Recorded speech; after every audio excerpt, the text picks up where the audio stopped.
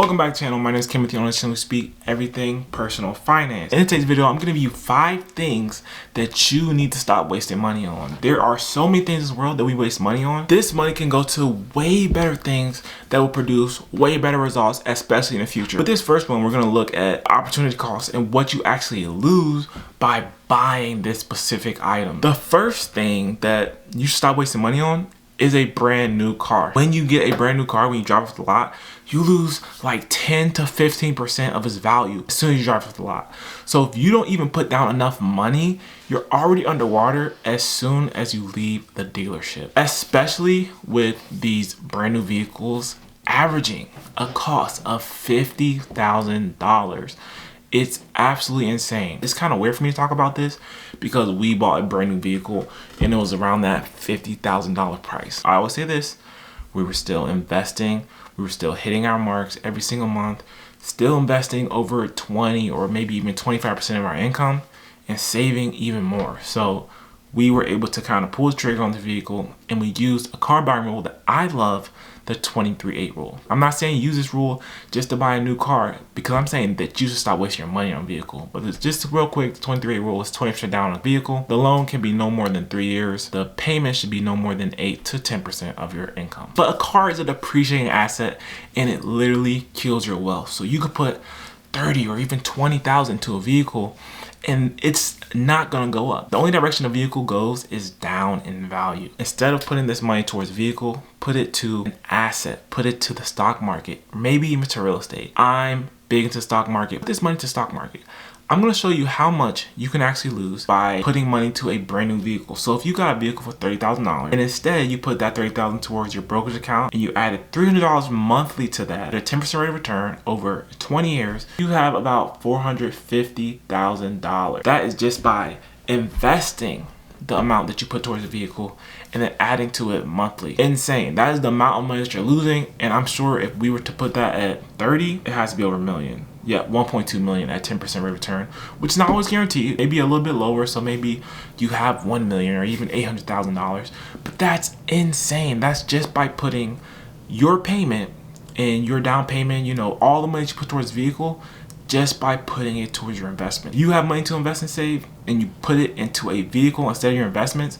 This is literally your retirement, your brand new vehicle that you bought 20 or 30 years ago. Also, the payment's still from cash flow. Vehicle payments, car payments, $700, $800, $1,000 going to these car payments. You can put that into an investment. You can put that into your brokerage account. If you're able to invest $700 monthly, that is absolutely crazy. Again, I love this investment calculator. Start with $0. You're investing $700 because obviously you can afford $700, right? Because you're paying $700 monthly for a car. Over 10 years at a 10% rate of return, that's $143,000. Invest it into the market. So insurance can be crazy on these vehicles. I've talked about it before, but I'll talk about it again. When we had our Toyota Camry, we still have our Honda CR-V. Monthly in insurance, we were paying about $120.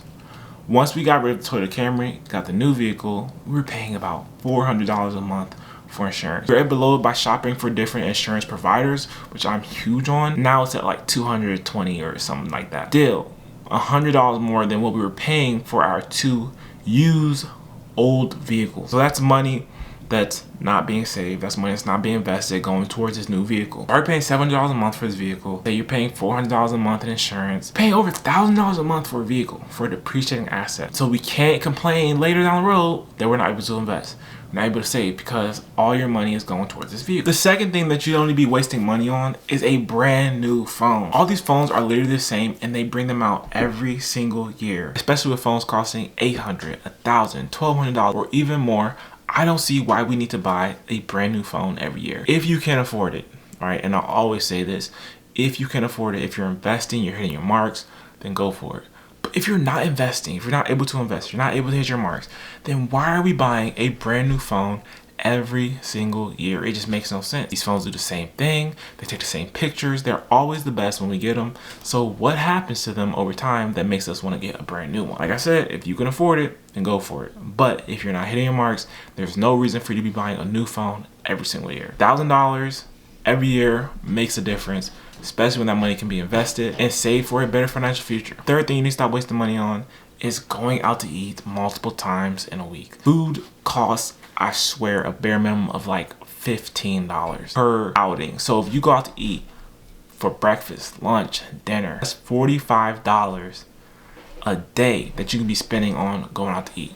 I know it's not everybody, but some people do go out to eat every day for lunch, or they may go out to eat every day for dinner. It's absolutely insane the amount that you could be spending, especially when you go out to eat this often. For example, if you went to get lunch every day, that's $15, right? And you did that for 5 days for 50 weeks, that's $3,750 just for going out to eat. Now, you can literally eat for so much cheaper by going to grocery shopping. And people think that maybe going out to eat is a little bit cheaper than groceries because groceries are still expensive today. I don't believe that. It's still way cheaper to buy groceries, meal prep, take that with you every single day for work and eat that at work. It's way cheaper, trust me. $4,000 a year basically to go out to eat can go to your Roth IRA. People complain about not being able to save, not being able to invest. We need to look at our budgets, where our money is going, and really ask ourselves if we're making the best decisions when it comes to our finances. And the fourth thing you need to stop wasting money on is lifestyle inflation after raises. Lifestyle inflation is real. I'm not gonna lie, we feel it every once in a while, but we make sure that we dial back. And the best way to dial back from lifestyle inflation is to increase your investing, increase your saving rate according to your raises. So if you get a raise for 1% or 2%, then let's increase our saving rate to 1% or 2%. But if we actually need that increase, then maybe we can add it for the next year. Maybe we can actually add that increase to our budget. But then the year after, we can maybe increase our 401k by 0.5%. We actually want to put these raises to wealth building instead of funding our everyday life. We want to make sure that just because we're getting promotions, we're not getting a newer car, we're not getting a bigger house, we're not getting more subscriptions. These are things that I think about because right now I'm working midnights, right? So with midnights, you get paid more money. With more money, I'm like, oh, I can pay more money now. Maybe we can go afford a bigger house with a bigger monthly payment. No, I make sure that the extra money that I get from working a premium shift goes towards my 401k or goes towards savings. So we're still living monthly on what we were living on when I was working the days when I didn't have the premium shift, because lifestyle inflation is real and I'm not gonna be working this midnight shift forever. I just want to make sure that I'm not falling for lifestyle inflation. And we got a new car. Maybe that's lifestyle inflation. A little bit of lifestyle inflation is not gonna hurt you. A little bit of lifestyle inflation is good. You work for your money, you want to spend it. You don't want to just hoard all your money, right? You want to upgrade your life according to how much you make, but we don't want to go overboard. We don't want to overdo it when it comes to lifestyle inflation. So the best way to do it, like I said, if you get a 1% raise, add 1% to your 401k, and that may adjust for your lifestyle inflation. But just factor in that every year things go up.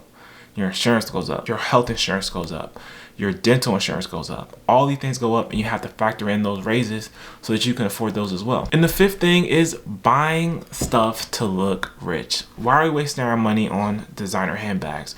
Why are we wasting our money on designer clothes, designer shoes? Why are we wasting our money on these things? We are not teenagers anymore. We are full-grown adults. We should not be out here buying Jordans and buying these fancy purses or whatever we're buying. Whatever your thing is, you probably don't need it. Again, if you can afford it, go for it.